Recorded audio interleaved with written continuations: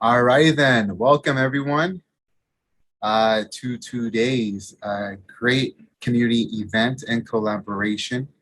Um, I would first like to begin stating who I am. My name is Cristobal Villegas or Cristobal Villegas. I use pronouns he, they in English, and él y ella in Espanol. I would like to first welcome everyone who are joining us today. On a Thursday, uh, kind of early morning, but not too much. As we will begin uh, going into this topic about reimagining transit, connecting people, and building community. This is an event in partnership with Utah Black Chamber. This is a really great opportunity and the beginning of what we hope a series of multiple conversations throughout the year that centralizes marginalized and underrepresented voices in connection to transit and everything that intersects transit, in particular public transportation. Today we will have two guests that are joining us, which will be Jeanetta Williams, the president of the NAACP Salt Lake branch and Tri-State Conference area of Idaho, Nevada, and Utah. And we are also honored to be with Ashley Cleveland, Deputy Director of Community Outreach from Salt Lake City Corporation, which is Salt Lake City government.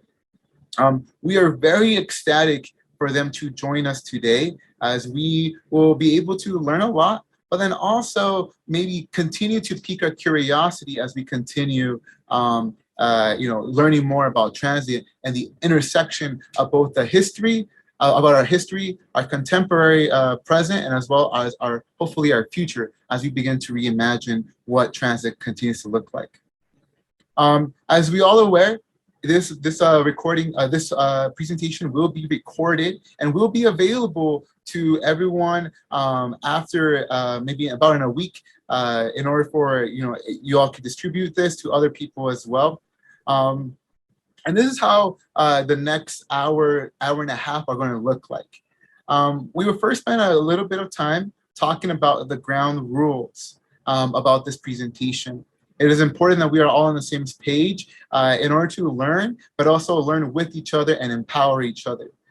Next, after that, we will go into Ms. Jeanetta Williams' presentation, which will cover civil rights and transit, particularly the history of what we have been encountering. And then also, we will then go to Ms. Ashley Cleveland, for city planning. And then what Ashley will go into is regarding a particular facets of engagement, both within the city realm and also the realm of like how things are managed and why the things are the way they are. We'll have about a 10-minute break and then we'll return for a group conversation, which will stay on here. What we will be doing is that we will have questions planned for people to answer. And maybe if you all have questions, you all can also ask the panelists, Jeanetta and Ashley. If you would like to speak, we can actually click on you and you can pop up and share your feed, either your video and audio or just your audio as well. So that's what's something I want to make sure that we know that at the end, we have reserved about 30, 40 minutes for all of us to converse and have this kind of discussion in a way that we can all learn from each other. So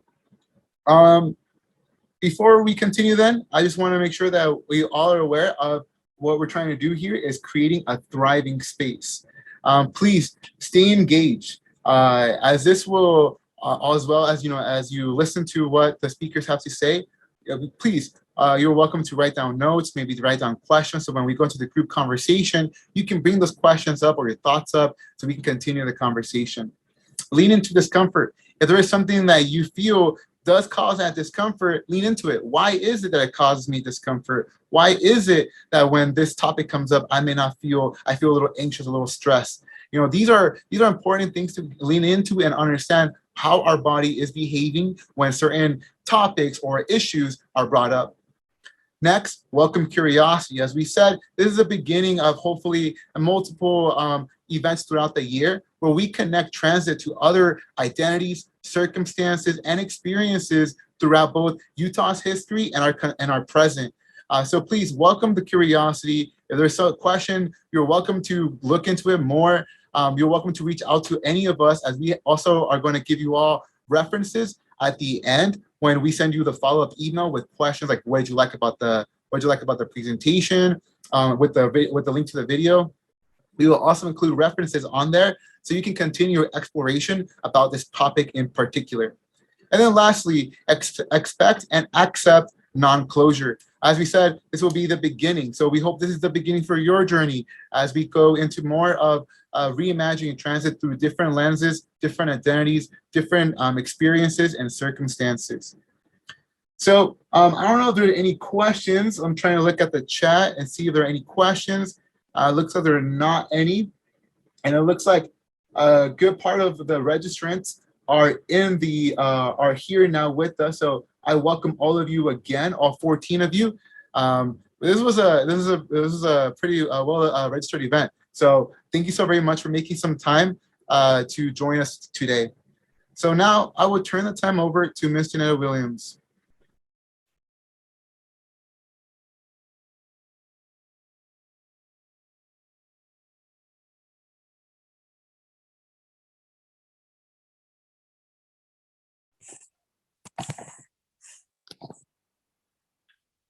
Good morning. It looks like you need to unlock my video.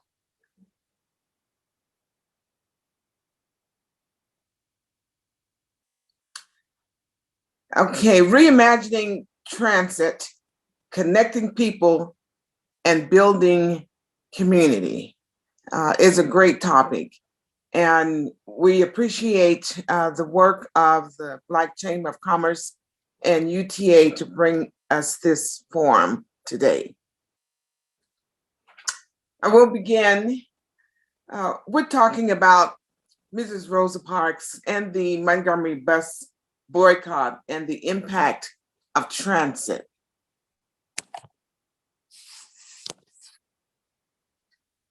The Montgomery bus boycott was a civil rights protest during which African Americans refused to ride city buses in Montgomery, Alabama, to protest segregated seating. The boycott took place from December 5th, 1955 to December 20th, 1956, lasting 381 days, and is regarded as the first large-scale US demonstration against segregation. It was actually 66 years ago in December that we continue to honor the work of the women and men who participated in this boycott, the names and faces that we will never know. However, we keep the legacy alive. The Women's Political Council played a major role in the boycott. They believed that the boycott could be effective because the Montgomery bus system was heavily dependent on African American riders who made up about 75% of the ridership, which is a huge number. A young man, 26-year-old Reverend Dr. Martin Luther King Jr. was selected to lead the boycott. With all of the talk about the boycott, you probably have never heard about another young minister who was white, the Reverend Robert Getz, who was 27 years old. He had been recently ordained in the Lutheran Church when he received his first full-time assignment. And it was in 1955. And with the shortage of African-American ministers, Lutheran officials decided to send the white clergyman to a predominantly Black church in Montgomery, Alabama.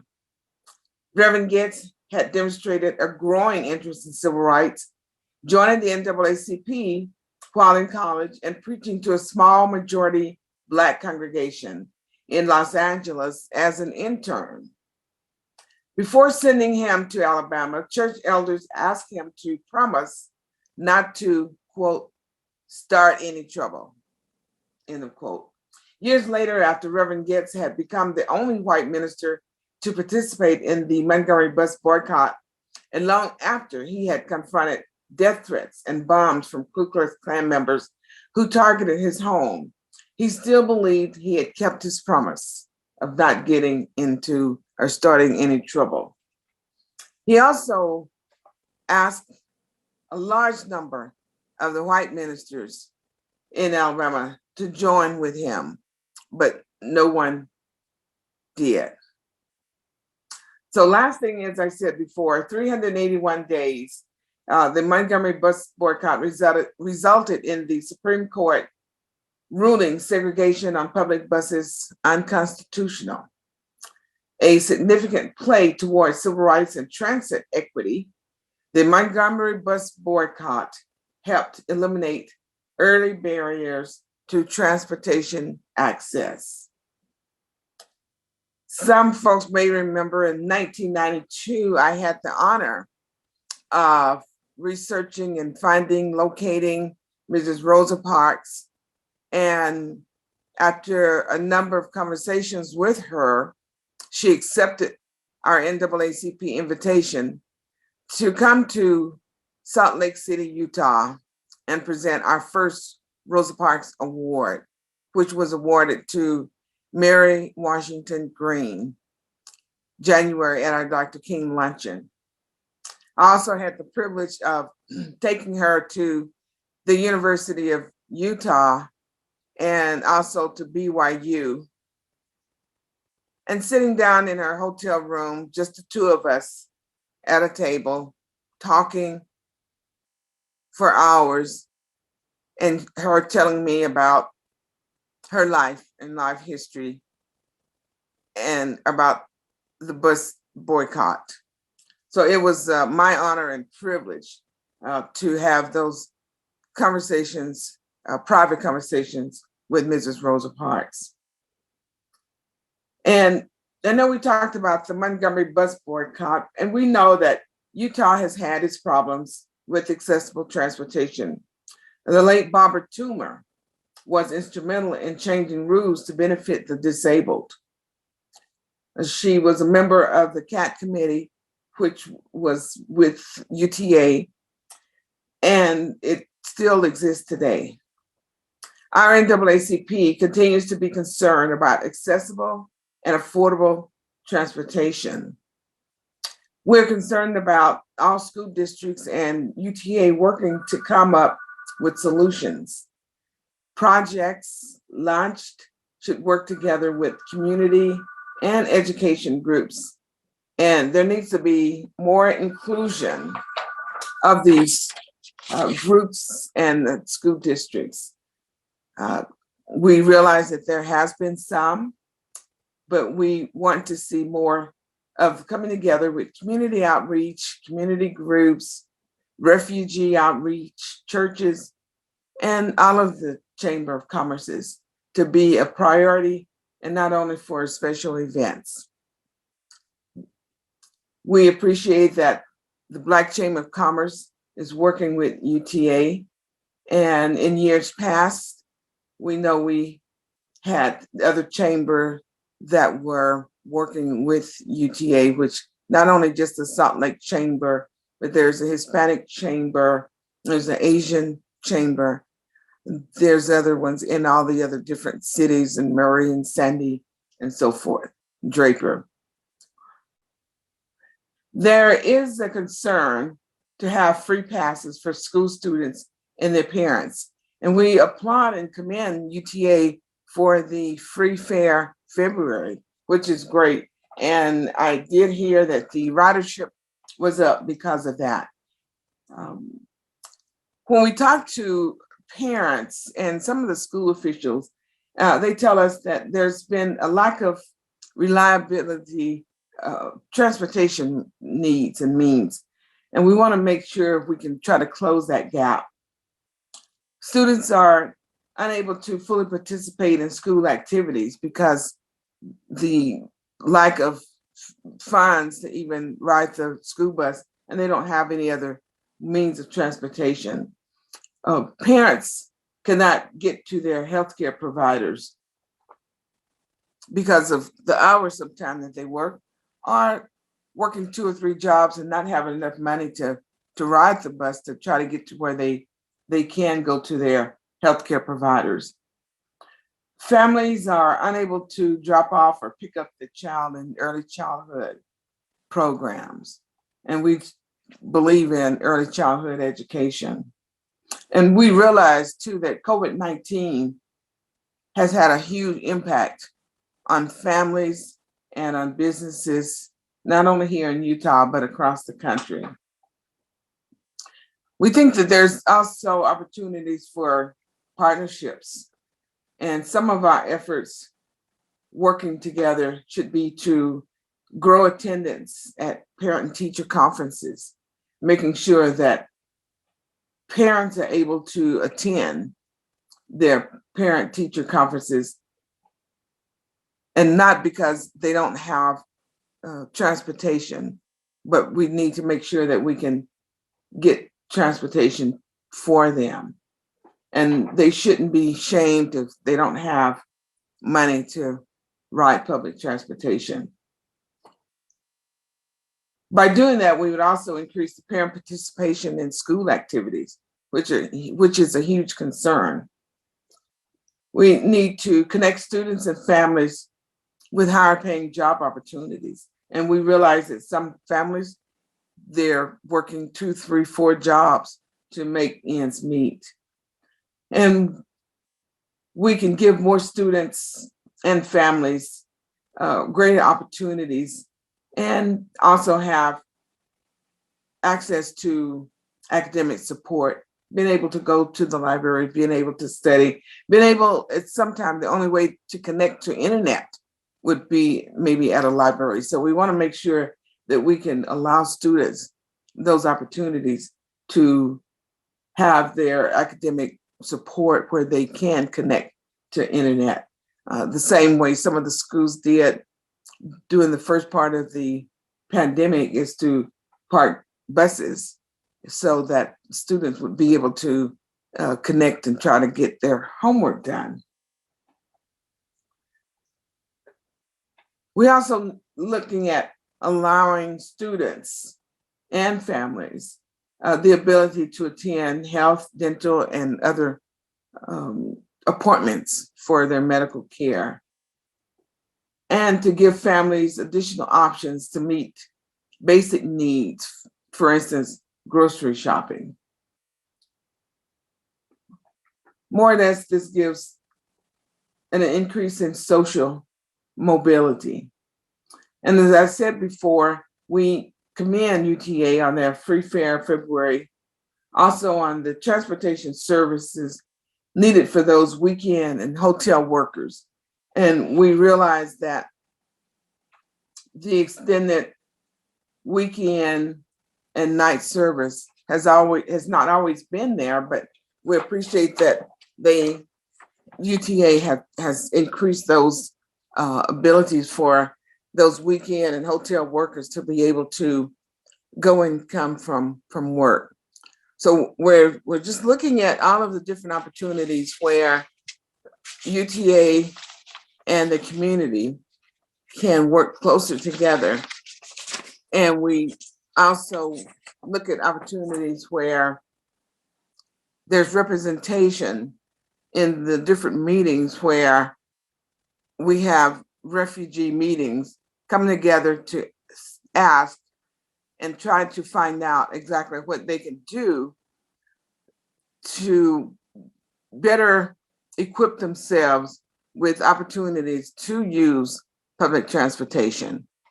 So sometimes it's not only just the public transportation, but just the knowledge of refugees are new in our area. They may not be able to access everything that they need, but if they can come together in a group setting, as it happens years ago, in a group setting where all of the different agencies and groups come together to see what it is that they can do to make life better for new refugees and refugees that's been here for a while. And so having the face of a person representing UTA is very crucial and vital to these folks that don't know and they don't know the questions to ask, but they continue to try to make sure that they can use public transportation and they can get around and do what they can. So we, again, applaud the Black Chamber of Commerce and the UTA for putting on this forum, and we hope to have these forums continue. And I thank you, Cristobal, for all of your work in bringing this together today. That concludes my presentation, and I will wait for the agenda.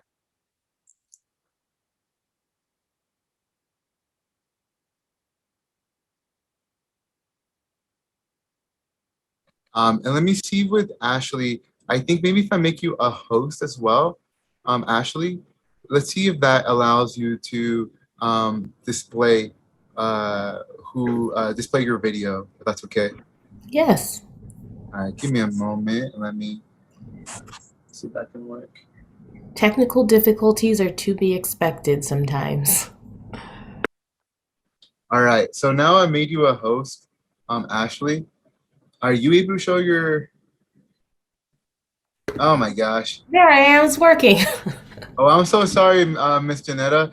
I was trying to figure it out on the back end, and this is the only solution I could find. So I apologize for not being able to show you.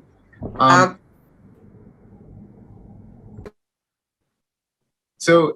we will do now, we will now go to Ashley's presentation, and let me get that out for everyone.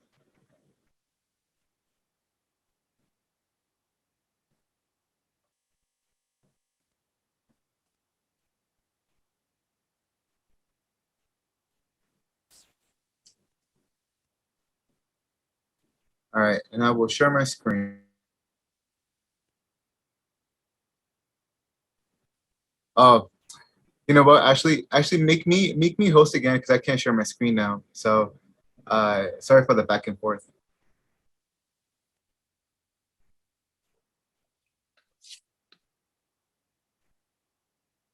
Thank you.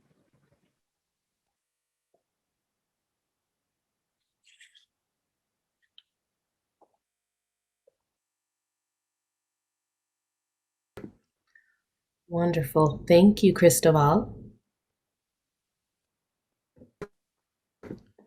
Okay, well, good morning, everyone. Thank you so much for making time to be here. My name is Ashley Cleveland. My pronouns are she, her, hers. I'm a resident of Salt Lake City, and I am also the Deputy Director of Community Outreach for Salt Lake City Corporation under the Mayor's Office. When I am not Deputy Director of Community Outreach, I am a volunteer leader for Outdoor Afro. That is a national nonprofit that does its best to uplift and connect Black leadership within nature and the outdoors. Its tagline is usually where Black people and nature meet. I am a city planner by trade, and prior to being a city planner, I was an ecologist for a handful of years. So I care very much about accessibility, healthy lifestyles, public transit, planning, and of course, the environment. Next slide, please. Okay, so when we talk about city planning, we're mostly essentially talking about zoning and land use law. Zoning is the act or process of partitioning a city, town, or borough into zones reserved for different purposes. And the reason why you would want to do that is mostly for the allocation of resources, and being that our society is mostly framed around commercial and monetary resources, that creates different spaces that support those things, while as agriculture and residences will be in different areas. So essentially, it's just a way of practicing ecology, which is the way an organism interacts with its environment. And you see every organism on the world participate in resource partitioning. We just happen to put it on paper and participate in an egalitarian type of system. Next slide, please. So the reason why we wanted to show that last map, oh, please go back, Cristobal, I'm sorry. So this last map, when we talk about zoning, is a historic map that, like I said, reserve zones for specific activities, and those activities can be anywhere from commercial to residential to agricultural, but it usually allows laws and stipulations that talk about how a human is going to participate in the activity on the land. And the way that a human participates in the activity on the land assigns value to it, monetary value. And back in the day, we had practices such as redlining, which I'll get into, that kind of not only assigns value, but how a loan can be given to a person or entity owning that piece of property. And that is what will essentially affect how they are able to get any type of wealth generation for their family or any activity that they're participating in on the land. Next slide. So redlining, as I mentioned, the actual definition of that would be in the 1930s and 40s, after segregation, during the New Deal, the Homeowners Loan Corporation, HOLC as we affectionately call it, is a government agency. They used to recruit mortgage lenders, developers, and real estate appraisers in nearly 250 cities to create maps that color-coded creditworthiness and risk at neighborhood and metropolitan levels. So it was pretty much a way to color code credit worthiness on top of a zoning and assess risk based off of that credit worthiness and use, I should say. These maps and their accompanying documentation help set rules for issuing homeowner loans for nearly half a century. And this process was otherwise known as redlining. As a result, many persons of color and working class Americans were denied loans. These practices produced damaging, lasting effects such as the racial segregation of communities and a reduction in opportunities to accumulate general wealth by those who were denied loans. I would like to take it a step further and say, other lasting effects from racial segregation also include health effects. A lot of times in transit development, a lot of highways were actually built and set up through a process called eminent domain through Black and brown neighborhoods. And once all of those transit activities are so close to our homes and usually accompanied by heavy manufacturing, old refineries and production, it has very negative impacts on our health. One thing when we think about our air quality here in Utah is we normally want to hop to lung cancer, which is normally associated with smoking, or we want to talk about asthma, which has a higher rate to occur in areas that have, high particulate matter that are harmful. New study is also showing that colorectal cancers, things like bladder cancer, stomach cancer, ulcers, things of that nature, are also being contributed negatively to like comorbidity rates when people live in places that have poor air quality, not just indoor, but outdoor as well. So one of the things that I would love to add to the conversation in regards to transit is, of course, health. So when we talk about, it's great that we acknowledge things, not just as planners, but as transportation planners and people just involved in the built environment, I like to say, we have to not just acknowledge it, we have to take some ownership. So part of some of that ownership work that's happening nowadays is, there is a coalition of about 30 different planning directors that live all across the country, and they are taking a stance in, taking a proclamation against it. Over the course of the past couple of years, with everything that's happened with Ahmaud Arbery and George Floyd, there have been a lot of discussions in the planning realm about how, they have contributed to how this practice of disenfranchising communities have contributed to some of these environments.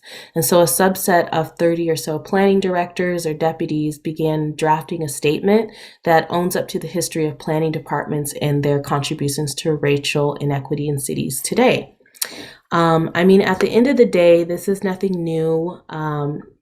trust within our government is at an all-time low. And it's nothing others haven't already pointed out for decades. The history of planning departments signing off on building highways through the hearts of Black neighborhoods or using eminent domain to depossess Black families of their homes is well known. But as a group, the signatories to this joint statement want to recognize that planning directors have gaslit community members out of the role of planning departments in creating and perpetuating racial inequity, or kept those roles hidden beneath the thicket of bureaucracy, and it sowed a lot of distrust.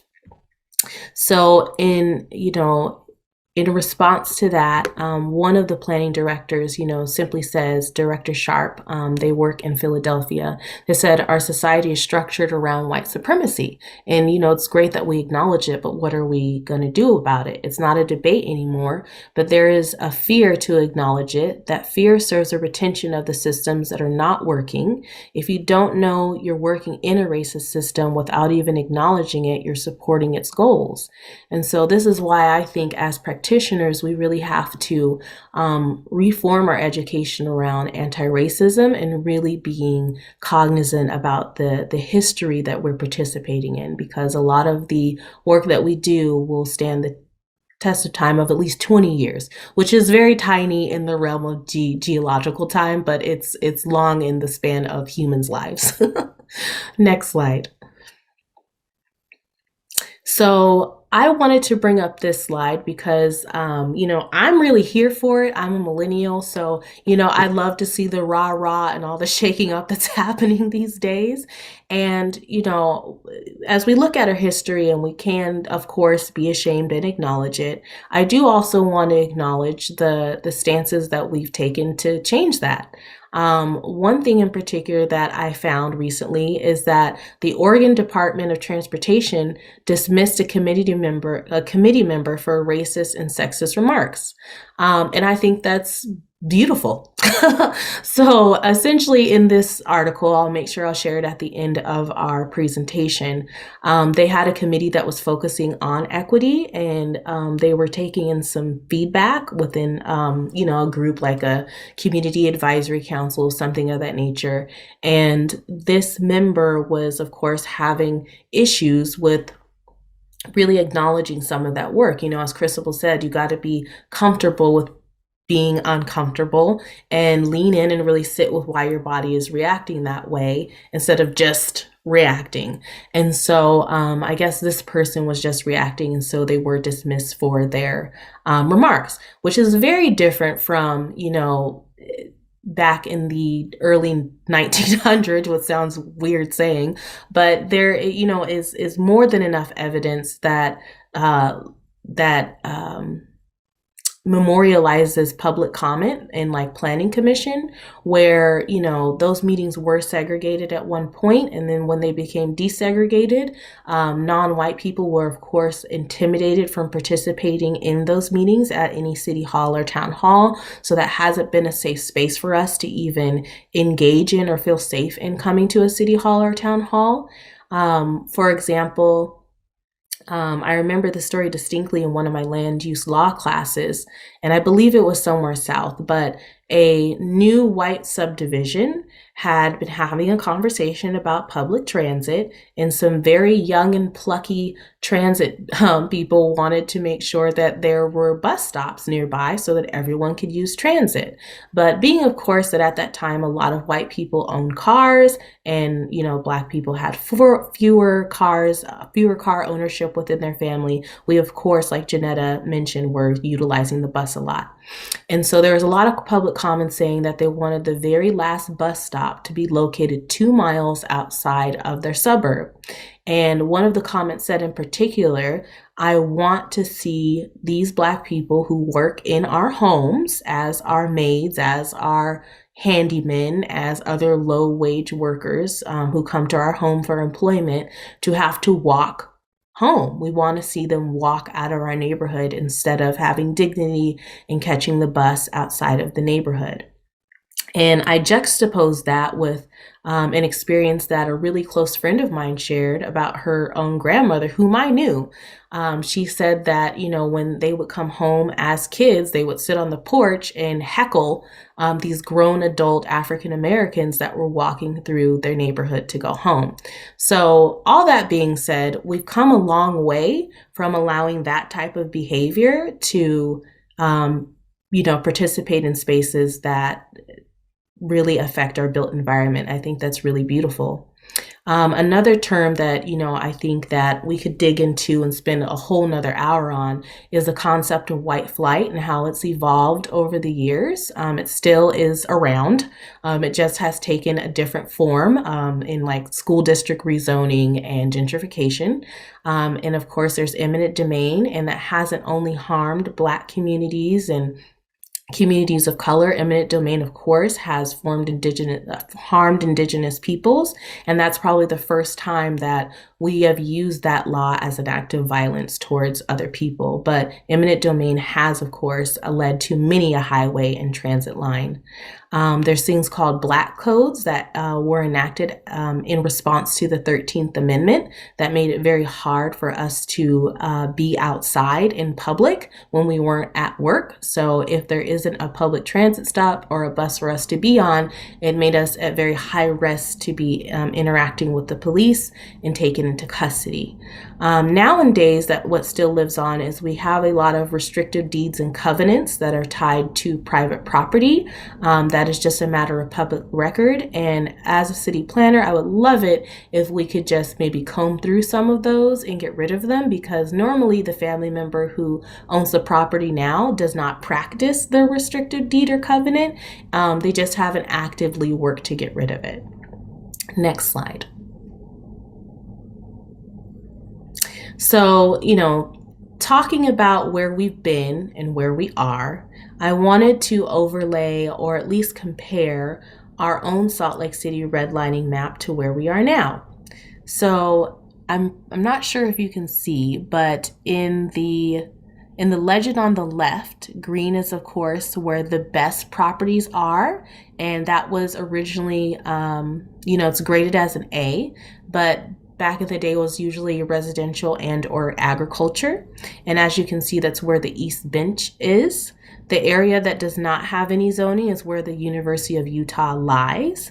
And the white area that is the industrial or commercial zone is now where our downtown area is. So not much has changed based off of our framework off of redlining, which is a racist practice.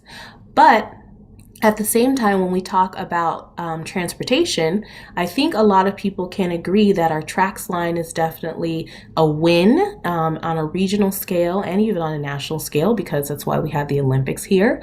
But a lot of our public transportation orientation is still north to south. And of course, we have to have destinations to go to. So a lot of it is from the Central Business District up to the University of Utah, things of that nature. The area that is red, which is now our west side, is still, lacking in some of its transit service. And I know that UTA is actively working to improve that with Salt Lake City and beyond. And, we just really want to make those east-west connections a lot better to hopefully untangle some of the history and harmful repercussions of redlining. And, I'll end with saying that, I'm not singling out public transit as being the sole benefactor of enacting racist policy. I think we all know that our nation's history has upheld that on its own, and we've just been rather comfortable, and including myself, because these are just the practices that we're used to. All forms of transportation have been used to enable and implement racism. Highways were bulldozed, of course, through Black neighborhoods to enable segregated suburbs. Traffic laws are often used by police as a pretext to pull over over and search people of colors. Projects that claim to enhance walkability sometimes have unstated goals of gentrifications. Port facilities and railroads put disproportionate burdens on Black and Hispanic neighborhoods. Transit agencies, in fact, though, tend to be much more thoughtful about their impacts on people of color than other parts of government. There are few agencies that don't talk about diversity, equity, and economic opportunity. Transit planning explicitly considers impacts on minority neighborhoods, and every service change comes with a Title V analysis. We could dig in deeper about what a Title V analysis is, but transit agencies are full of people who genuinely want to be part of the solution, and these agencies tend to believe they're helping people of all races and lead better lives. So that being said, I think that these conversations are really important, and I'm happy that you all are here to share in that with me. And I will close out with saying Ase, which is a Yoruba of Nigeria. It's a word of affirmation similar to the word amen at the end of a prayer. So Ase, and thank you for your time.